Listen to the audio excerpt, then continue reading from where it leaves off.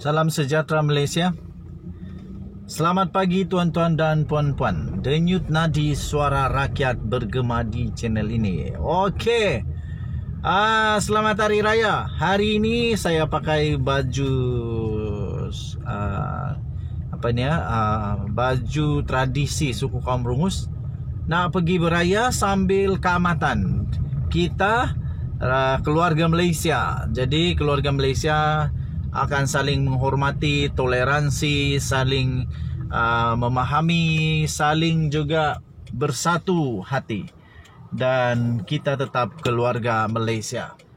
Okey, tuan-tuan dan puan-puan yang dihormati sekalian, kali ini Zahid Hamidi memang akan susah, dalam keadaan yang susah, yang memang kritikal, tuan-tuan dan puan-puan. Patutlah dulu ada makcik yang saya tak kenal. Saya dah lupa pun nama dia. Nak buat apa tahu nama dia kalau tak kenal kan? Dia kata baguslah masuk politik, banyak duit. Saya kata kenapa banyak duit? Woi, banyak orang bagi duit bah kalau orang politik. Inilah manusia-manusia yang bikin rusak nama politik. Sebenarnya politik itu bagus, tuan-tuan dan puan-puan. Sebab politik itu yang akan menentukan hala tuju, yang akan dapat memperjuangkan rakyat, bukan untuk kepentingan diri sendiri. Waduh. Tapi ada jugalah manusia-manusia yang merosakkan politik. Sampai sekarang terutamanya anak-anak muda akan pikir memang politik itu tai semua. Tapi sebenarnya politik itu bagus. Okey. So tak ada kena-mengena dengan apa yang saya ingin bacakan ini. Tapi mungkin ada juga terpulang, kamu komen lah. Okey, denyut nadi suara rakyat bergema di channel ini. Wah, rupanya Zahid Hamidi terima uang tiap-tiap bulan berjumlah 400,000 sehingga 1 juta ringgit Malaysia tiap-tiap bulan selama 4 tahun. Woi, banyaknya duit. Gila, ini barulah duit. Patutlah. Banyak tuan-tuan dan puan-puan. Ultra Kirana Sendirian Berhad. Ultra Kirana Sendirian Berhad mengaku memberi 200,000 Singapore dollar sehingga 520,000 Singapore dollar sebulan, tiap-tiap bulan kepada Zahid Hamidi. Ini barulah. Kalau Singapore dollar 200,000, kalau ringgit Malaysia lebih kurang 400,000 tu cik. Itu kalau kali 2. Kalau kali 3, 600,000. Wah, banyak tu. Gila, nak buat apa ini? Kalau 520,000 Singapore dollar 1 juta cik. 1 juta tiap-tiap bulan. Habislah Zahid nak kena jawab yang ini. Okey. Bekas pengarah. Ini bekas pengarah yang cakap So bukan yang juga makcik tepi jalan yang cakap.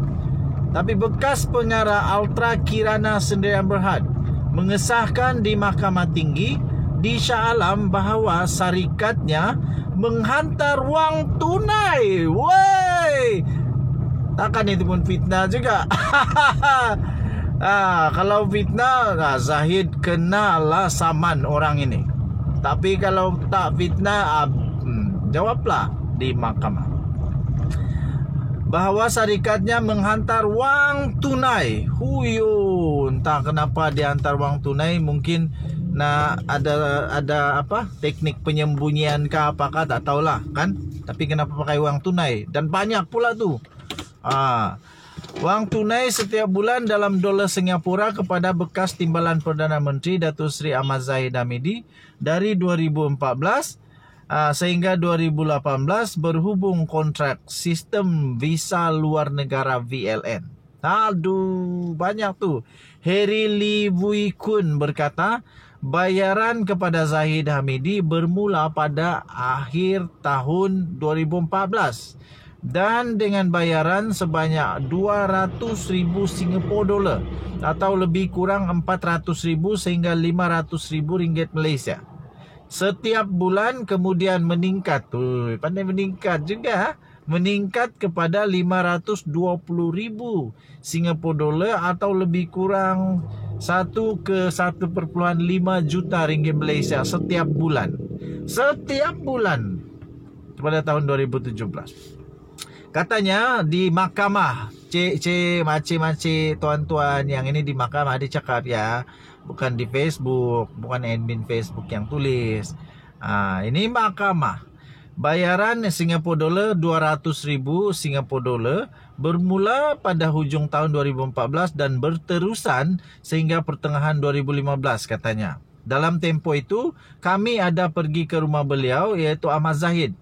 Yang ini betul lah pergi rumah Ahmad Zahid. Pastikan betul lah. Nanti sekarang bukan pergi rumah Ahmad Zahid, rumah Ahmad apa ajalah. Okey, tapi ini memang sah pergi ke rumah Ahmad Zahid, kata Harry Lee Wui Kun itu. Dia kata pergi ke rumah Ahmad Zahid di Country Heights di Kajang. Dan dalam perjumpaan itu Datuk Seri Ahmad Zahid Hamidi meminta sumbangan bulanan dinaikkan. Wah. Selepas berbincang dengan Wan Qoiris, iaitu Wan Qoiris Shah Wan Abdul Ghani, pengarah UKSB, dan David Tan, kami telah bersetuju untuk memberi 300,000 Singapore dollar sebulan. Kemudian pada tahun 2017, Datuk Sri Zahid Hamidi meminta untuk berjumpa kami berdua di kediaman peribadinya. Dalam pertemuan itu juga, Datuk Sri Zahid meminta bayaran bulanan dinaikkan semula berikutan pilihan raya umum yang akan diadakan. Jadi, pilihan raya umum. Kalau pilihan raya umum, bagi sajalah dekat UMNO. Kalau perlu UMNO. Kenapa bagi dengan Zahid? Selepas berbincang dengan Wan Qoiris dan David Tan, kami bersetuju untuk menaikkan bayaran bulanan daripada 300,000 Singapore dollar kepada 520,000 Singapore dollar sebulan. Katanya ketika membacakan pernyataan saksinya semasa pemeriksaan utama oleh Timbalan Pendakwa Raya DPP Abdul Malik Ayub pada perbicaraan kes Ahmad Zahid yang menghadapi 40 pertuduhan rasuah. Saksi pendakwaan ke-15 itu menambah mereka bersetuju dengan jumlah itu selepas Ahmad Zahid memaklumkan bahagian UMNO memerlukan bantuan kewangan. Itulah saya kata, kalau UMNO yang perlu bantuan, bagilah dekat UMNO. Kenapa bagi dekat Zahid? Kan? Jadi Zahid kena jawab yang itulah. Dalam perbincangan kami bersetuju untuk membayar sejumlah 10,000 ringgit Malaysia bagi setiap bahagian, iaitu lebih kurang 100 bahagian UMNO, dan selepas perbincangan jumlah keseluruhan mencecah 520,000 Singapore dollar sebulan katanya. Wah, kayanya UMNO. Jadi maksudnya tiap-tiap bulan semua bahagian UMNO dapat 10,000 kah? Wah, patutlah banyak duit. Saksi pendakwaan ketiga iaitu bekas Timbalan Setiausaha Bahagian Hak Ehwal Immigration Kementerian Dalam Negeri KDN, Siti Jalila Abdul Manap, sebelum ini memberitahu mahkamah bahawa Ahmad Zahid telah menyambung kontrak UKSB untuk projek VLN walaupun kontrak masih berbaki 3 tahun lagi. Ialah supaya tak ada orang yang potong jalan agaknya. Apabila ditanya dalam soalan tambahan oleh DPP Datuk Raja Rosella Raja Tolan, bolehkah anda mengingati berapa kali anda menghantar